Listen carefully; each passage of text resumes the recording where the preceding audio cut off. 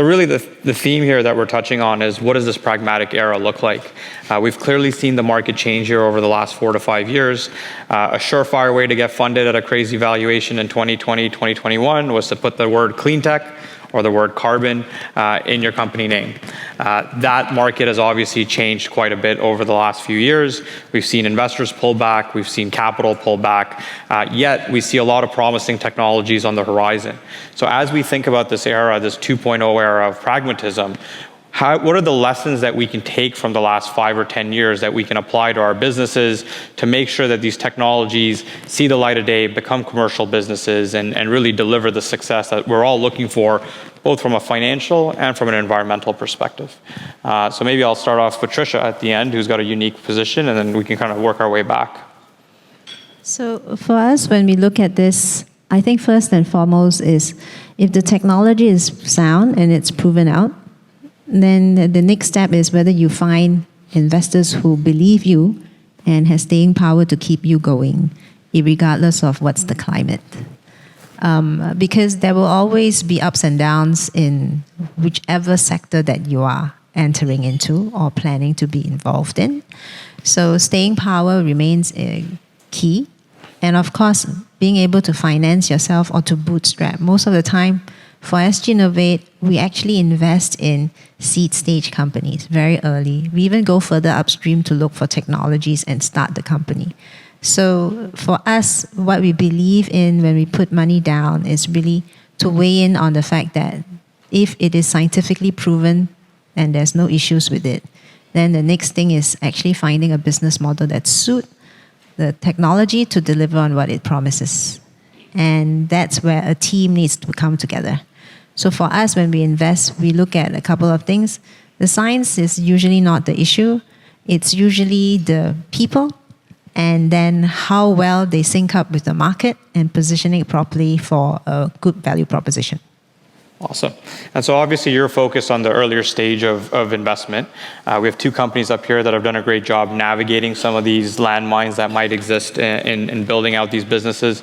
So maybe Nisha, you can touch on how you've seen the last 4 or 5 years evolve and how that's impacted how you think about your business. Sure. See, I think you mentioned you are an early stage investor, but you've mentioned a couple of very interesting things, like when you see potential investments or target investments, you look at the teams, you look at the science, and science often checks out. But then something very interesting which you mentioned is if the technology is proven, right? Now the definition of is the technology proven or not varies from investor to investor, right? What was considered to be proven technology in 2020 is not considered to be proven technology today. So the parameters have shifted substantially. So if you had like something working in a laboratory in 2020, that would be proven technology. Maybe in 2021, that was a pilot project. Maybe in 2023 or 2024, that same thesis became, hey, do you have some set up in a particular country? And then in 2025, you're really talking about, hey, do you actually have some EBITDA there, which is there to prove that the technology is working? The challenge comes where we are talking about deep tech here. We're talking about energy transition, which means it's not software. It's really capex heavy businesses where a lot of VCs, a lot of investors, they look at people and companies and scientists who are bootstrapping these companies, but you cannot really bootstrap your way to setting up a large factory because factories need millions of dollars. And oftentimes that's where a lot of these businesses get crushed, because at some point in time, and we were having a chat before this panel that yes, you can go and raise money if you need $20 million for a plant. Are you going to dilute 80-90% of your company? Or maybe if you need $50 million or $100 million, you've built that company for the last 10 years because tech takes time to be taken to a particular TRL level, 8 or 9. Then you need millions or tens of millions of dollars. How do you then finance? And that's where a real gap exists, because you've already crossed VC risk, which means that VCs are no longer your target investors, because the mindset of a VC is, hey, I'll invest in 25 companies and maybe 2 will skyrocket, right? So the risk-reward ratio is very different. You're not yet PE ready because you don't have $10-15 million of EBITDA. They like more infra-like projects. They like more regular cash flow-like projects. So what's the way out? And that's where a lot of companies get stuck, if that makes sense. Yeah. Well, Ani, would love to get your opinion. How do you think companies navigate this challenging situation where to get EBITDA, you need to make investment, but the companies or the investors out there looking to make those investments are looking for EBITDA? How do you navigate that? What are the different things a company can do to get that investment that allows them to unlock that capital, whether it's licensing arrangement like you have with the Adani Group or other ways that you've seen to be able to navigate it? I think one thing we need to understand, and it took us some time to understand from a startup or founder's perspective, is to find a use case of the technology and end application, having that vision in mind from the day one. Most of the technologists, they tend to develop a technology. For example, we are developing an electrolyzer. My emphasis would be on discussing the fundamental of electrolyzer and telling people how good is my electrolyzer, but ultimately electrolyzer has to sit in the ammonia plant, and in the ammonia, for example, just one of the use cases, ammonia manufacturing or fertilizer manufacturing. Electrolyzer has to sit there and perform. With that vision, when you have it in mind, then probably you realize what capex it would require. So ordinarily, even 100 megawatt electrolyzer would cost you millions of dollars to get there and start producing the green hydrogen to power to feed to the ammonia plants. Once you realize that challenge, then probably you understand importance of licensing or collaborating early.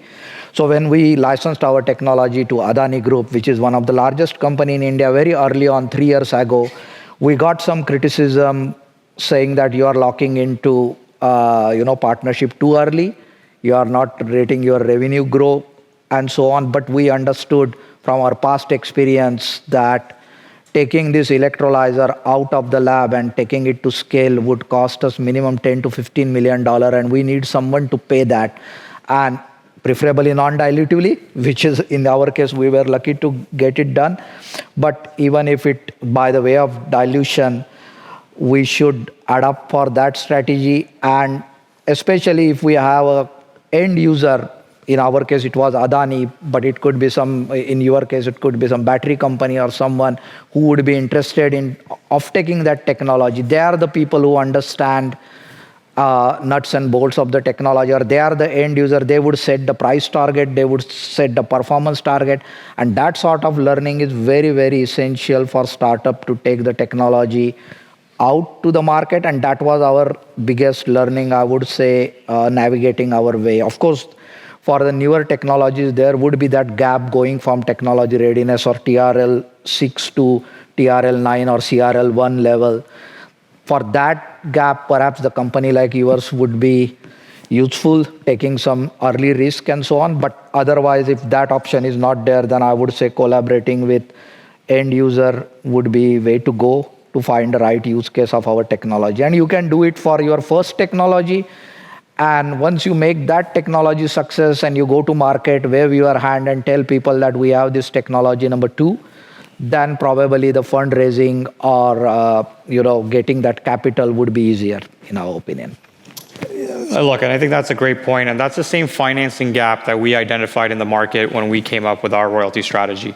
We saw that there's a ton of capital or different sources of capital available in those early stages, TRL 1 to 6, whether it's venture capital, research grants, government grants, or just traditional sort of VCs. But as you started advancing and you were now at your Series B or further, there was more limited sources of capital available.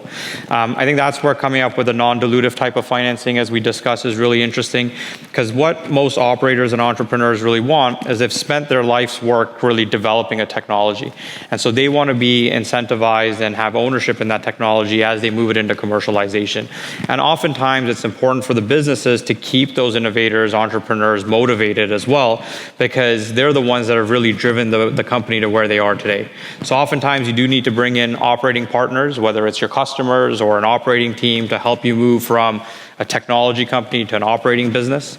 But at the same time, you do also need to make sure that you keep the strength of the business in there, which is really the intellectual property and the people that delivered that technology in the first place. And so we saw an interesting opportunity to provide non-dilutive royalty financing to folks, allow them to go out and build out their first-of-a-kind facility or their first initial facilities, and really help them build out their business. And so that's really what we're looking to do at CVW CleanTech with companies like yours, where we see a path forward in terms of really helping with that growth.